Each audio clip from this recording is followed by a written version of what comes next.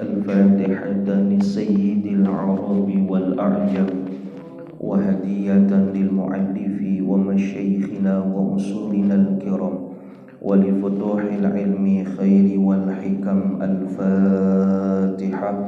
أعوذ بالله من الشيطان الرجيم. بسم الله الرحمن الرحيم. الحمد لله رب العالمين الرحمن الرحيم مالك يوم الدين إياك نعبد وإياك نستعين اهدنا الصراط المستقيم صراط الذين أنعمت عليهم غير المغضوب عليهم ولا الضالين آمين. بسم الله والحمد لله والصلاة والسلام على رسول الله محمد بن عبد الله وعلى آله وصحبه ومن والاه. أما بعد واعلموا أن النبي صلى الله عليه وسلم قال: لا ينبغي للعالم أن يسكت عن علمه ولا ينبغي للجاهل أن يسكت عن جهله.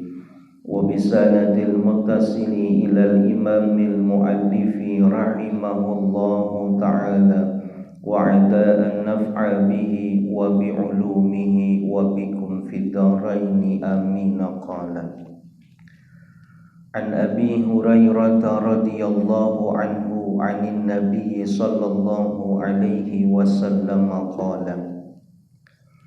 Satu riwayat hadis melalui jalur sahabat Abu Hurairah, semoga Allah meridhoi kepada beliau, bahwasannya Nabi kita Muhammad sallallahu alaihi wasallam bersabda, sab'atun, ada 7 golongan, yuzilluhumullahu, yang mereka mendapatkan naungan Allah, fi zillihi, di dalam naungannya, yauma la zilla, pada hari tidak ada naungan, illa zilluhu, kecuali naungan dari Allah. Fazakaral hadisa, maka menyebutkan sempurna akan hadis ini. Wa fihi, dan terdapat pada hadis yang panjang tersebut, wa rajulun, adalah seseorang, tasaddaqa, yang bersedekah, bisadaqatin, dengan satu sedekah, fa'akhfaha, maka dia menyembunyikan sedekah itu, hatta la ta'lama shimaluhu, sehingga tidak mengetahui tangan kirinya, ma tunfiku yaminuhu, dari apa yang disedekahkan oleh tangan kanannya. Muttafaqun alaih, meriwayatkan hadis ini oleh Imam Bukhari dan Imam Muslim. Bapak hadirin yang dimuliakan Allah Subhanahu wa taala, puji syukur sama-sama kita panjatkan kehadirat Allah Subhanahu wa taala yang alhamdulillah summa alhamdulillah, siang hari ini kita masih diberikan kesempatan untuk bisa hadir di tempat yang penuh keberkahan ini. Mudah-mudahan duduknya kita, hadirnya kita menjadi obat buat kita dan menjadi wasilah akan turunnya keberkahan dari Allah Subhanahu wa taala. Bapak yang dimuliakan Allah, saya minta izin sebelum kita melanjutkan kajian Bulughul Maram, saya ingin melengkapi kajian yang 2 minggu lalu tentang fikih udhiyah, tentang fikih berkurban. Walaupun kurbannya sudah lewat, tapi kurban itu satu syariat yang pasti berkesinambungan sekalipun kita sudah meninggal dunia. Jadi kemarin saya belum sempurna, saya pengen sempurnakan lagi supaya kalau tahun besok atau tahun yang akan datang terjadi kurban lagi, kita nggak perlu bingung, tinggal buka linknya, tinggal buka YouTube-nya, kita sudah bisa ingat. Boleh nggak sih tahun ini saya kurban misalkan 6 orang kurban, tapi yang satu akikah dalam satu sapi, boleh atau tidak? Jawabannya sudah ada. Jadi nggak perlu ribut lagi. Yang belum saya sampaikan tentang distribusinya, kriteria sapinya. Kantor yang menjemuk orangnya non muslim ada, boleh nggak ngambil daging di situ? daging itu daging kurban. Nah ini makanya saya minta izin di satu pertemuan ini, kalau memang cukup baru kita baca hadis tadi. Tapi sebelumnya saya ingin melengkapi daripada penjelasan fikih kurban. Mudah-mudahan diperkenankan. Kalau enggak juga ya lanjut ke hadis. Gimana Bang Ibu? Saya lanjut saja dulu ya. Mudah-mudahan cukup kok waktunya. Saya persingkat. Kemarin kita sudah bahas tentang hukum daripada pelaksanaan berkurban itu. Kurban itu sesuatu syariat yang sudah ada semenjak Nabi Adam. Baru populer ketika pada masa Nabi Ibrahim. Jadi jangan dibilang kurban ini syariat baru, bukan. Syariat yang sudah ada pada zaman Nabi Adam. Tapi baru populer pada masa Nabi Ibrahim. Apa hukum dari berkurban? Kemarin sudah saya sebutkan. Hukum dasar daripada berkurban 3 mazhab. Selain daripada mazhab Imam Hanafi.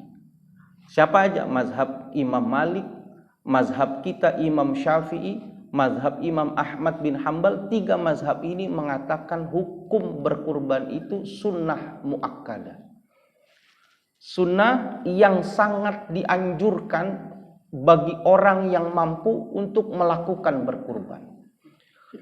Kalau mazhab Imam Hanafi itu hukumnya wajib. Jadi setiap tahun orang yang bermazhab Hanafi wajib berkurban dia. Yang sudah akil balik wajib berkurban. Di Turki setiap tahun setiap orang wajib berkurban. Enggak berkurban dosa dia. Tapi mazhab Imam Syafi'i enggak. Hukumnya sunnah muakkadah. Tapi jangan sampai setiap tahun pada satu keluarga, satu kakak keluarga tidak ada yang berkurban. Kalau satu kakak tidak ada yang berkurban, satu tahun satu orang saja, fala yaqrabanna musallana, jangan dekati tempat sholat kami, kata Nabi. Kenapa? Kemasuk orang-orang yang pelit. Nah, di sini bercabang nih Pak. Sunnah muakkadah itu hukum dasarnya. Kita pengurus daripada penerima hewan kurban harus tanya, Bapak mau kurban? Iya. Kurbannya kurban apa Pak? Saya kurbannya kurban sunnah. Kalau dia kurbannya kurban wajib, nazar gitu. Saya mau kurban Pak. Kenapa? Alhamdulillah saya naik jabatan. Jadi saya nazar. Kalau itu kurbannya bukan kurban sunnah, kurban wajib, dia nggak boleh makan daging kurban, dia nggak boleh. Haram hukumnya. Oh Bapak gitu, ya udah. Kambing Bapak beli yang harga 4 juta, nomor 18, nanti pas dipotong, Bapak hadir, Bapak nggak boleh makan daging ini ya. Tapi saya mau bawa daging, ya nanti dikasih daging sama panitia, bukan daging yang ini, tapi dari daging yang lain, boleh, boleh. Tapi haram memakan daging yang wajib dalam berkurban. Sunnah juga ada 2. Sunnah yang mana? Kalau dia berkorban, saya berkorban buat diri saya Pak. Sayanya masih hidup, maka dia boleh makan daging daripada hewan yang dikurbankan. Tapi kalau dia berkorbannya berkorban sunnah buat orang yang sudah meninggal dunia, orang tuanya, suaminya, istrinya, neneknya, orang itu sudah meninggal dunia, maka hukum dagingnya sama seperti kambing yang dipotong, wajib hukum. Orang yang memotongkan, orang yang menyembelihkan gak boleh makan. Pak Haji Murdo pengen bakti sama bapak ibunya yang sudah meninggal dunia. Misalkan ibu bapaknya gak pesen. Kalau bapak ibunya pesen, itu kambingnya masih kambing sunnah. Pak Haji Murdo nanti kalau punya duit, emak bikinin kurbannya. Takutnya emak belum pernah kurban. Mati nih, meninggal. Pak Haji Murdo bikinin kurban atas tadi tuh. Karena itu ada pesan, maka kambingnya masih kambing sunnah. Pak Haji Murdo masih boleh makan. Kenapa? Karena dia udah berpesan. Sekarang banyaknya orang yang gak berpesan gitu. Udah nih kita 6 orang, keluarga pas 6 orang. 1 orang belum nih. Siapa nih? Udah orang tua kita. Kalau orang tua kita tidak berpesan dibikinkan kurban, maka hukum dagingnya menjadi daging yang haram. Dimakan buat orang yang mengorbankan. Bisa dipahami nih sih? Bisa dipahami? Jadi kita harus paham sunnahnya sunnah siapa? Buat nenek masih hidup, masih hidup aman. Kenapa nggak boleh memakan dagingnya? Kita mengorbankan orang tua siapapun yang sudah meninggal dunia, alasannya lita'azuril uzri, karena sukar untuk minta izin kita. Makanya Bapak ketika transaksi melakukan kurban, Bapak bilang, baik Pak, saya terima daging kurbannya seluruhnya Pak ya, termasuk kulitnya ya Pak. Oh iya, semuanya saya serahkan. Amannya seperti itu supaya apa? Kulit nanti ketika sudah disembelih itu hak dari panitia, mau dibagikan bagaimana saja. Jangan jadi permasalahan lagi, ini kulit gimana nih, nggak boleh dijual. Kulit tidak boleh dijual bagi orang yang berkurban. Kalau buat panitia boleh, boleh. Ini jatah nih memang nih. Di sini siapa yang motong? Ustaz Ridwan misalkan, yang motong Ustaz Ridwan. Memang udah tradisi kulit dikasih buat orang yang nyembelih sama kepala. Dikasih ke Ustaz Ridwan. Lalu mau Ustaz Ridwan jual boleh nggak? Boleh karena hak dia. Sekarang enggak. Ini bagaimana nih? Waduh, kita harus ngasih upah nih karena yang motong dari luar. Kalau sudah diserahkan sama yang berkurban, ini terserah daripada panitia. Ya udah ntar ditimbang dijual aja satu kulit 50.000 misalkan. Boleh nggak? Boleh. Buat upah orang yang berkurban. Yang nggak boleh itu kalau yang berkurbannya itu jual, itu nggak boleh. Tuh gua kurban tuh 2 biji tuh. Tuh gua kurban ya.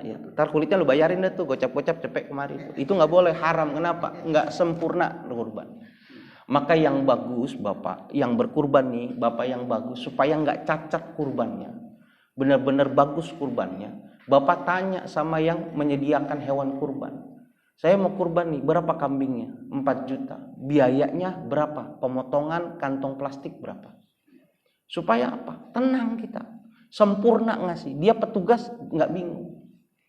Ini kan yang repot datang bawa kambing. Panitia bilang, Pak kena biaya potong di kantong plastik. Apa kata yang nitipin? Udah gua kasih kambing, masih kurang aja. Lu ngasih ditolongin, dipotongin. Tapi jasa buat distribusi, beli kantong plastik kan beli. Nah, yang nolongin tuh seperti itu. Nah, jadi kita tanya, sunnahnya sunnah siapa? Orangnya masih hidup. Oh iya Pak. Boleh ditanya, Bapak mau makan apa? Nanti dijelasin. Bapak jatahnya mau dikasih apa? Saya minta ini aja. Nanti dikasih tahu kesunahan Nabi, kalau berkurban Nabi mintanya itu. Jadi kita jelaskan. Tapi hukum dasarnya adalah sunnah muakkadah. Gimana saja dianjurkan. Jadi Bapak jangan sampai tidak ada dalam satu kakak setiap tahun berkurban, jangan sampai. Dianggapnya orang yang pelit. Padahal kita termasuk orang yang mampu. Kemarin dijelasin batasan orang yang mampu itu bagaimana.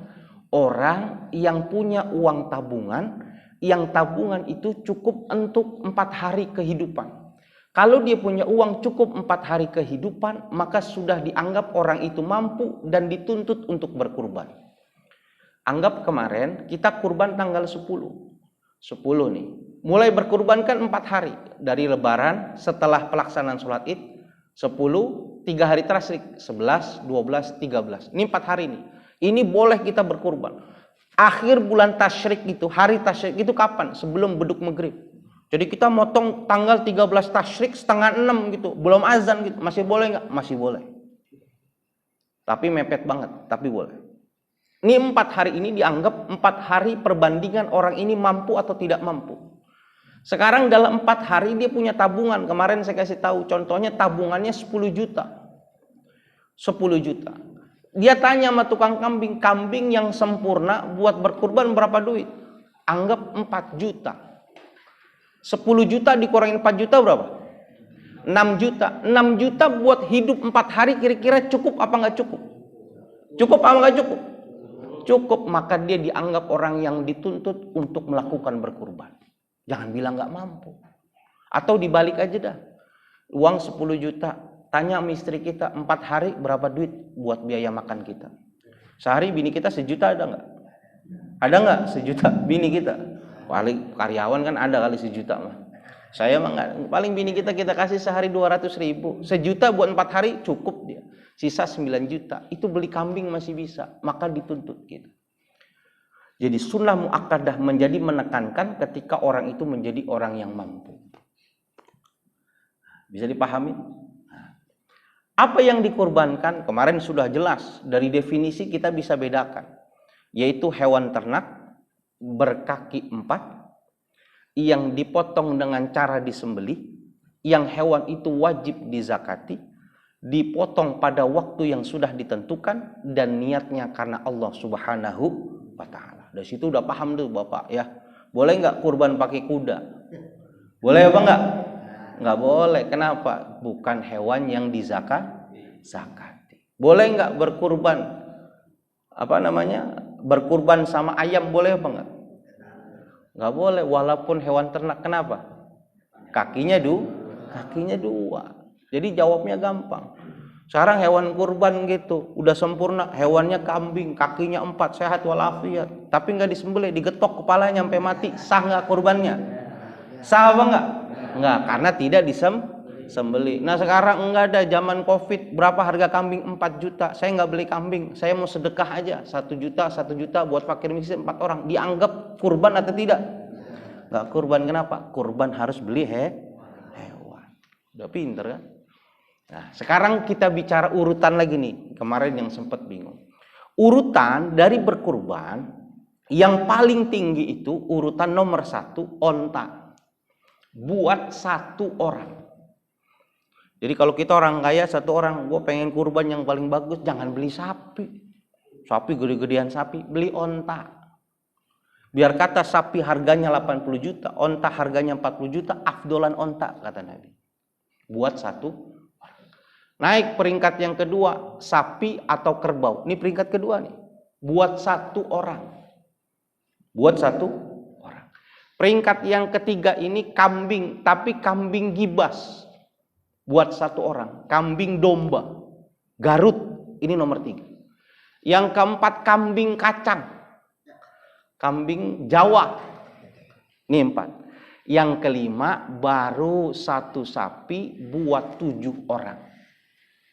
1 sapi buat 7 orang. Nah sekarang lebih baik 7 orang beli 1 sapi atau 7 orang dijadikan 7 ekor kambing? Lebih bagus yang mana? 7 ekor kambing lebih bagus. Walaupun bilangnya lebih banyak daging sapinya, iya, tapi motong doanya banyakan mana? Banyakan kambing. Maka agama itu mengatur demikian. Enggak ada, sekarang sapi aja tradisinya. Karena karyawannya banyak. Kalau dibeliin kambing nggak puas gitu. Kalau sapi kan lebih rame, narik-narik kan lebih rame kan, berisik kan. Kalau kambing kan nggak rame nariknya, 2 orang selesai, nggak apa-apa masih. Afdolnya tapi belikan kambing. Nah ini urutan yang harus kita pahami. Nah hewan yang dipakai berkurban itu boleh jenisnya laki-laki, boleh jenisnya perempuan, boleh. Jadi kalau ada orang berkurban jenisnya induknya perempuan boleh nggak? Boleh, asalkan nanti syarat-syaratnya pas, boleh.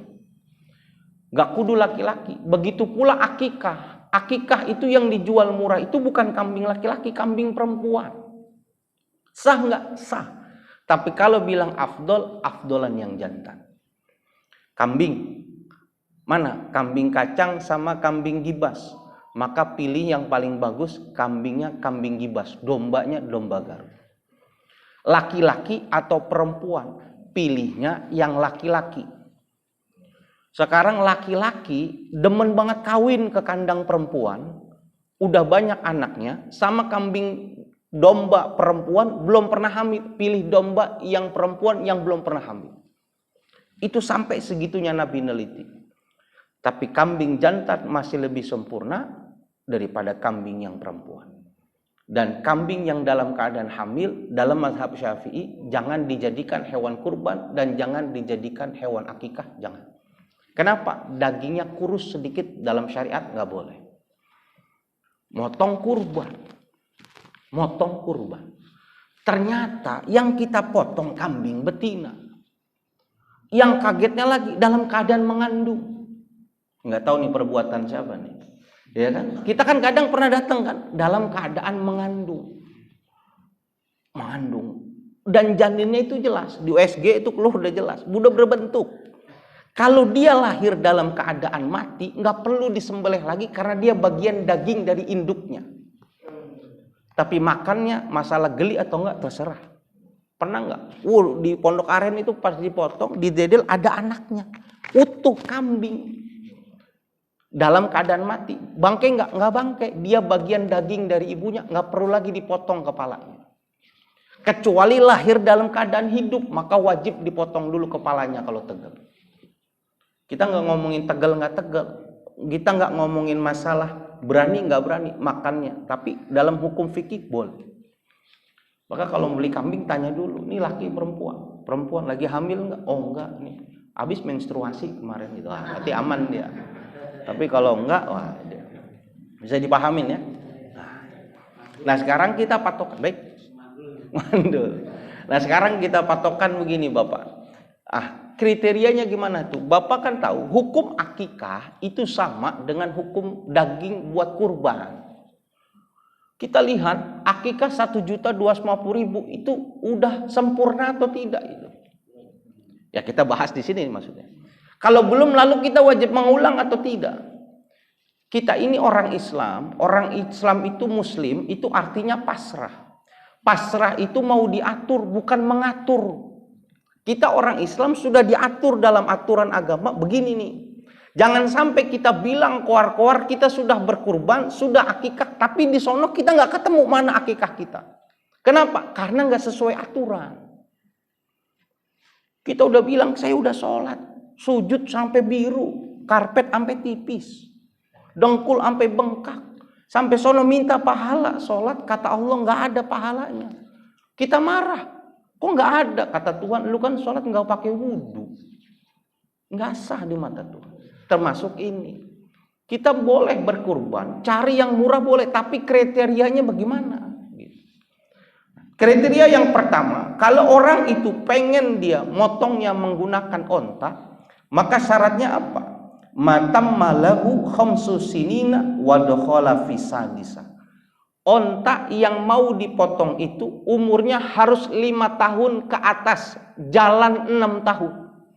5 tahun lebih 1 hari udah masuk. Kalau ontanya kurang daripada 5 tahun, dipotong nggak sah potongannya. Kalau onta nih, kita beli udah umur berapa? 6 tahun sah buat potong. Kalau kita lihat itu di YouTube pemotongan di Mina itu, Pak, kalau Idul Adha itu yang harga 60 juta, itu ontak tuh diambil daripada truknya, itu kan nggak bisa turun ya, diikat gitu. Beratnya udah segede alaihim walad dolin, itu gede banget itu, berapa kilo itu diangkatnya. Ini 5 tahun atau 6 tahun.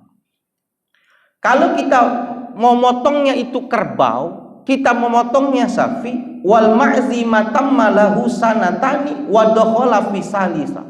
Haruslah sapi itu yang dipotong umurnya harus 2 tahun, jalan mau 3 tahun. Jadi Bapak beli tanya gitu, Pak saya dari kantor PLN mau beli sapi buat berkurban, harganya berapa? Wah ini nih Pak nih, karena Bapak datangnya pas saya lagi happy ya kan, saya kasih harganya murah nih Pak, sapinya gede Pak, 13 juta. Udah untung gede 13 juta. Kalau di sini patungan 3 juta kali 7 udah 21 juta kan. Untung 7 juta nih. Ya, 13 juta nih Pak. Mana sapinya nih? Gede nih Pak nih. Kebetulan memang sama bapaknya bagong semua, gede. Umurnya berapa? Umurnya baru 1,5 tahun Pak. Jangan dibeli. Walaupun gedenya gede banget. Kenapa? Belum cukup umur. Namanya sapi bongsor namanya. Sapi bongsor nggak boleh dibeli. Kenapa? Belum cukup umurnya. Jangan bilang gini, wah saya kurang tahu nih Pak, lahirnya nggak dibikinin akte, ya kan? Cuman sih kalau buat potong udah pantas, jangan begitu. Pedagang juga harus tahu, kita juga jangan dibohongi. Jangan cari gede doang, jangan. Kebo sapi yang baru lahir sama kambing yang gedean anak sapi, anak kebo, tapi nggak bisa dipotong. Kenapa? Belum cukup syaratnya. Bisa paham? Jadi kalau onta 5 tahun jalan ke 6 tahun, kalau kerbau atau sapi 2 tahun jalan mau ke 3 tahun. Yang ketiga, wa minad do'ni matam malahu sanatun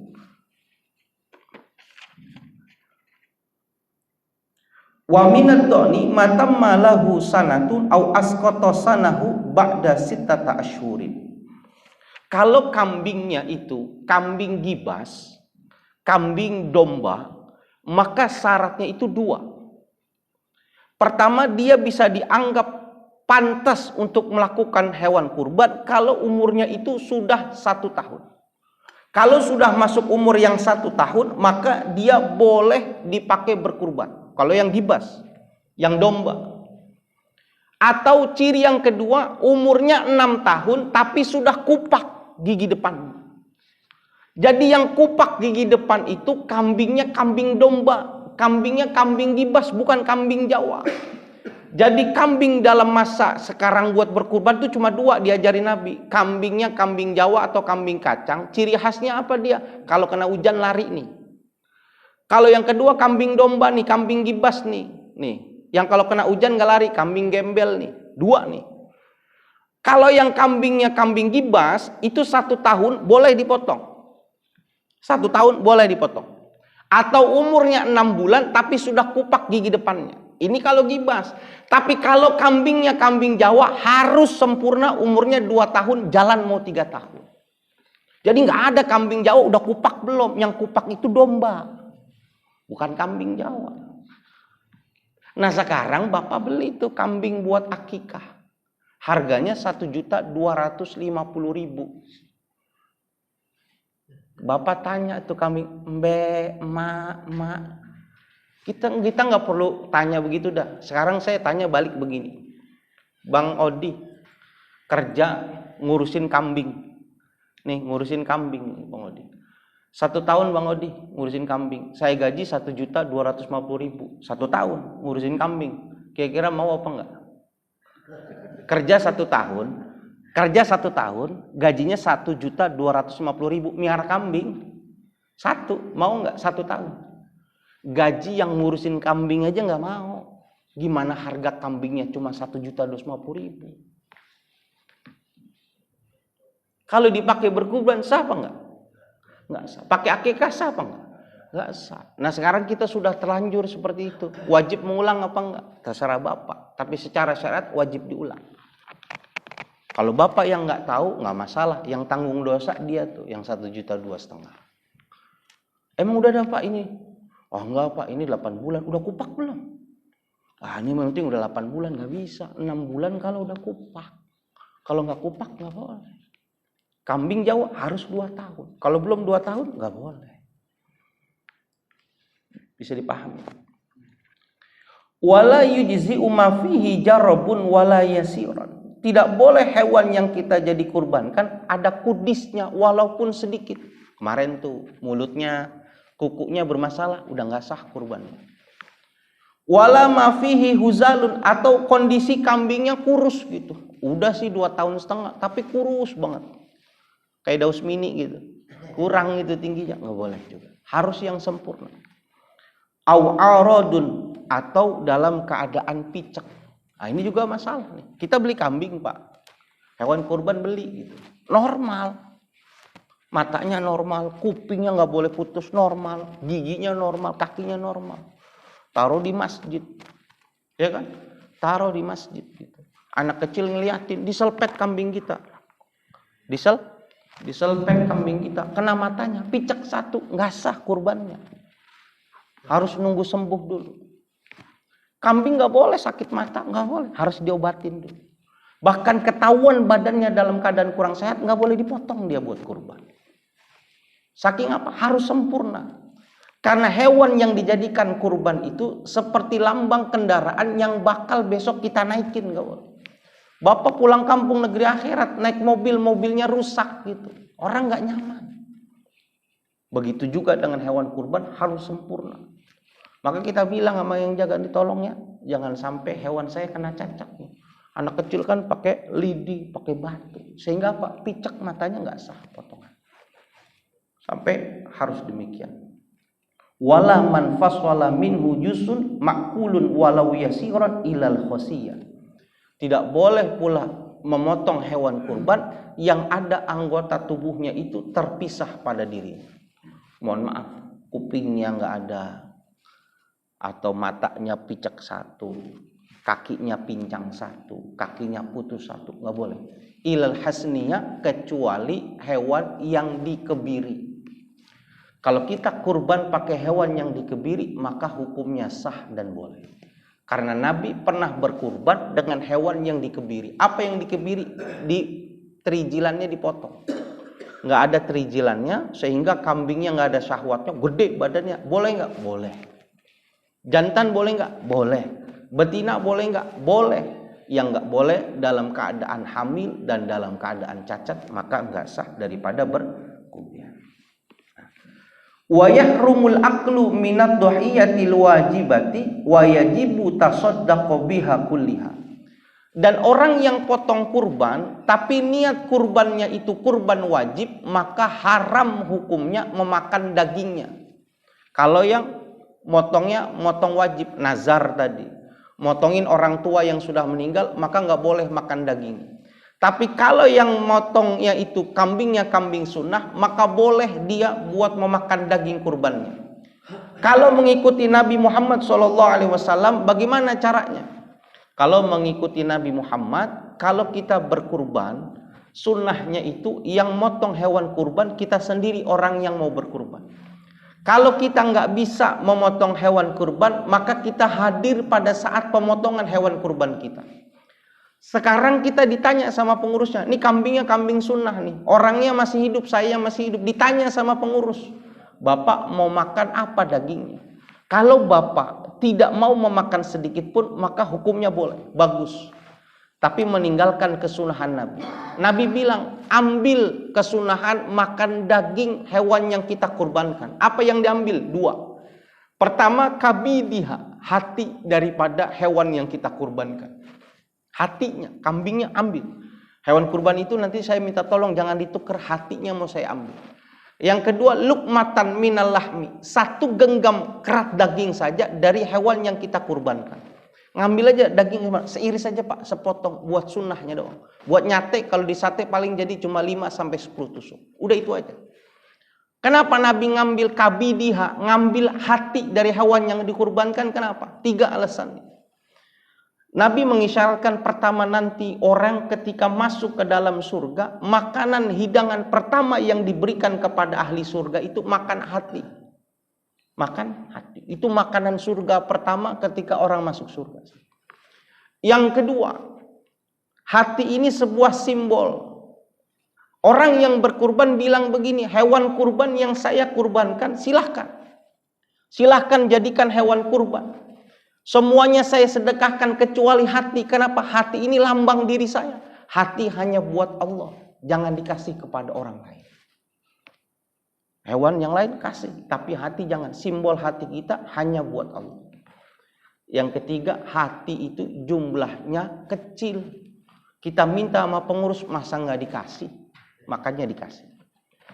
Berapa batas maksimal pihak orang yang berkurban? Maka batas maksimal orang yang berkurban itu boleh dimakan dagingnya sepertiganya.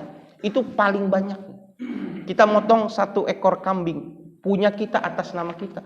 Paling banyak kita boleh minta sepertiganya dong. Sepertiganya diberikan hadiah buat orang yang kaya, sepertiga diberikan kepada saudara-saudara kita yang miskin. Dan ingat, daging kurban hanya boleh dibagikan kepada orang sesama muslim saja. Nggak boleh kepada non-muslim. Susah Pak, di kantor itu majemuk. Semuanya dapat.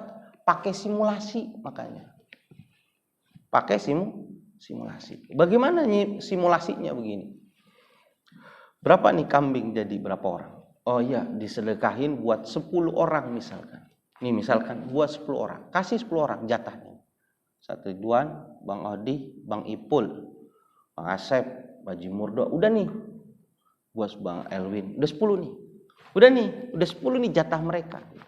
Dari mereka jatah, mereka bilang nggak enak sama teman kita si Alek, mohon maaf non muslim misalkan. Ambil tuh 1 kerat dari Bang Ipul, kumpulin, kasih ke dia, boleh. Itu kan daging kurban, bukan. Itu bukan daging kurban. Dagingnya Bang Ipul, dagingnya Bang Odi, daging yang Bang Elwin dikumpulin jadi 1, boleh.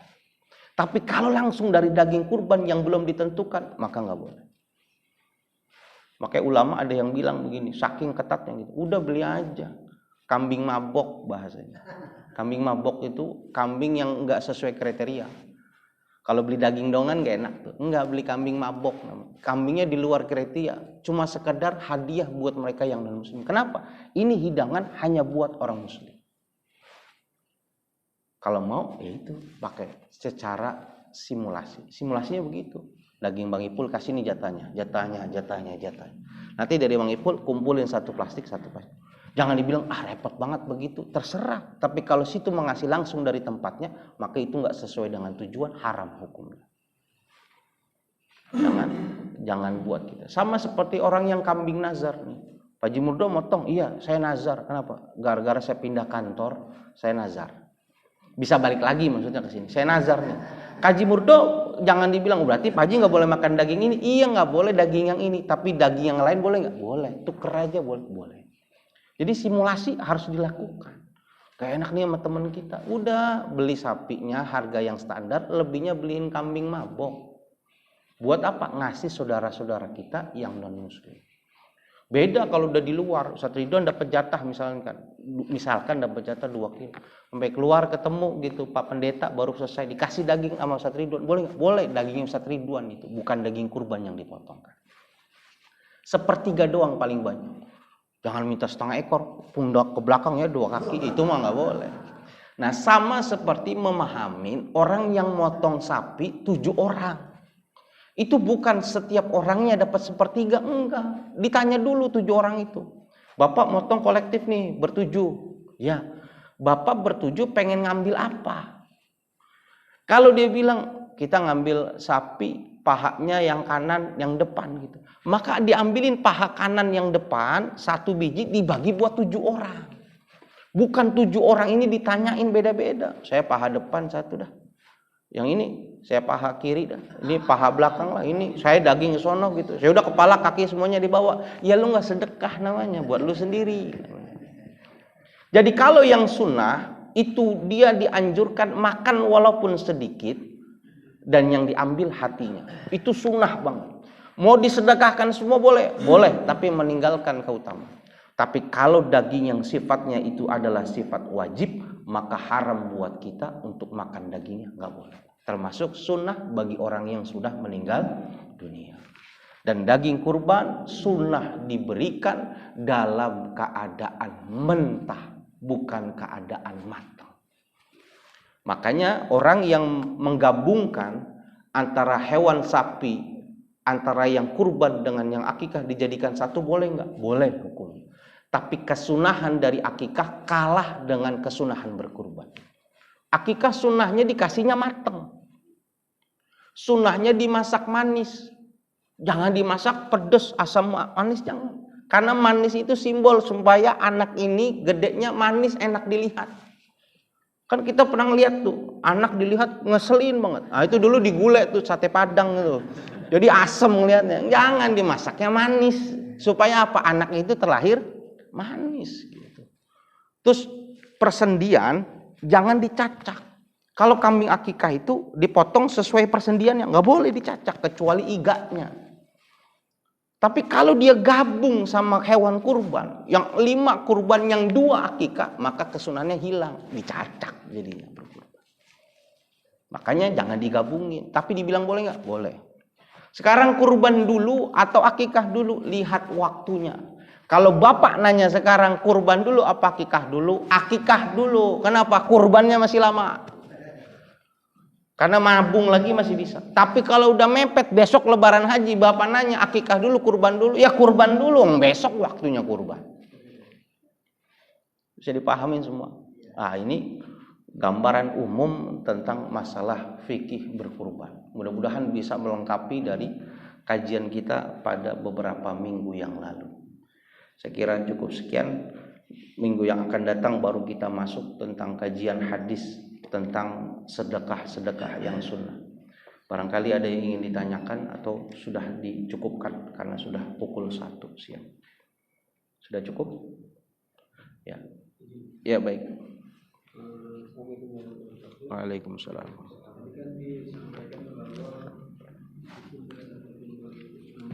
Iya. Kemudian ada mazhab yang menyampaikan bahwa hukum itu ada yang sunnah dan wajib. Bagaimana hukumnya? Apakah masuk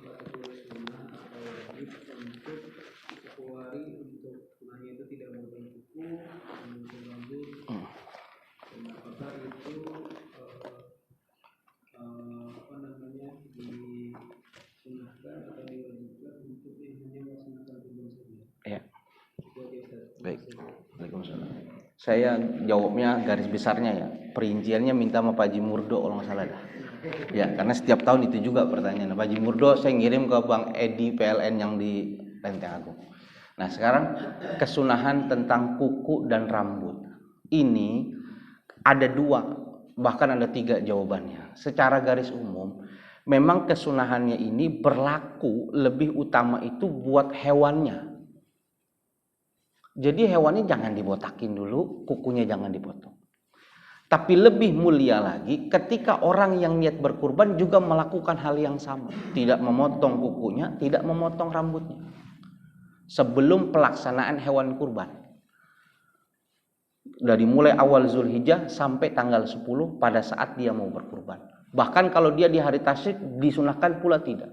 Sekarang kita memotong boleh nggak? Kita nih. Memotong rambut, memotong kuku, hukumnya cuma makruh dong. Jadi yang paling kuat kaitannya itu buat hewan kurbannya, bukan buat kitanya. Kalau hewan kurbannya harus plak sempurna, nggak boleh ada yang dipotong. Supaya apa? Datang kepada Allah dalam keadaan yang sempurna. Sama tuh yang saya bilang, dagingnya tuh sama kulitnya. Kita ngomong, Pak, dagingnya saya sedekahin, kulitnya terserah Bapak dah. Bapak mau apain, saya ikhlas. Yang penting saya mau jadi nilai ibadah. Jangan kita bilang kulitnya jangan dijual ya Pak. Itu bukan urusan Bapak. Itu urusan panitia. Kalau memang Bapak mau ngambil, ambil tapi nggak sempurna. Mana ada orang ngirim daging tapi nggak pakai kulit gitu, kebuka semua nggak mungkin. Jadi itu sunnah. Bapak motong cuma kena makruh. Lebih bagus 10 hari kalau Bapak udah niat mau motong, ya udah jangan dipotong kambingnya dan juga jangan memotong tubuh Bapak. Sekarang Bapak udah keburu dipotong nih, nggak niat kurban, nggak punya duit. Saya nggak ada. Kalau tadi kemarin saya bilang, kalau Bapak yang tahun ini nggak bisa motong berkurban, ikut sunnah pendapat Ibnu Abbas. Latihan berkurban harus. Bapak nggak bisa nih motong kambing, harganya mahal Pak, gaji saya nggak cukup. Ikut sunnahnya Ibnu Abbas. Di hari berkurban motong ayam. Ayam pelung. Kalau nggak punya duit ayam kampung, kalau nggak punya ayam pitik, yang penting motong dah, jangan sampai hari itu nggak motong darah.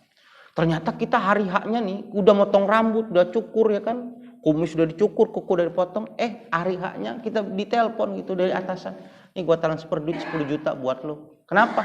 Gua lagi seneng aja malu. Itu kan kena tuh anjuran berkurban. Bapak berkurban nggak apa-apa, nggak dianggap orang yang melakukan kemakruhan. Kenapa? Kita motong rambut sebelum kita tahu berkurban.